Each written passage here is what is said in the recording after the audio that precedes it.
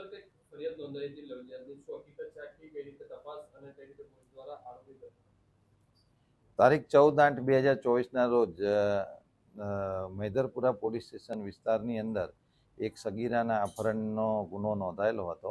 ગુનાની ગંભીરતા જોઈને પોલીસે ત્વરિત એક્શન લીધેલા હતા. ટેકનિકલ સર્વેલન્સ અને અન્ય માહિતીના આધારે પોલીસની ટીમ દ્વારા હૈદરાબાદથી સગીરા તેમજ તેને ભગાડી જનાર ઈસમને લઈ આવેલા છે. જેમાં જે ભગાડી જનાર વ્યક્તિનું નામ છે મોહમ્મદ નૂરબાબુ બદરુદ્દીન સૈયદ, જે ગામ મીરપુર, રૌતા તહેસીલ, પૂર્ણિયા, બિહારનો એ મૂળ રહેવાસી હતો, પરંતુ છેલ્લા 5 વર્ષથી એ સુરત ખાતે રહીને જરી કામની મજૂરી કામ કરતો હતો અને આ સગીરાના સંપર્કમાં આવી સગીરાને 14/8 ભગાડી ગયેલો, જે ગુનો પોલીસે ડિટેક્ટ કરી અને આગળની કાર્યવાહી કરેલી છે. અને ત્યારબાદ BNSની અન્ય કલમો અને પોક્સોની અન્ય કલમો ઉમેરીને આગળની તપાસ હાથ ધરી છે. આભાર.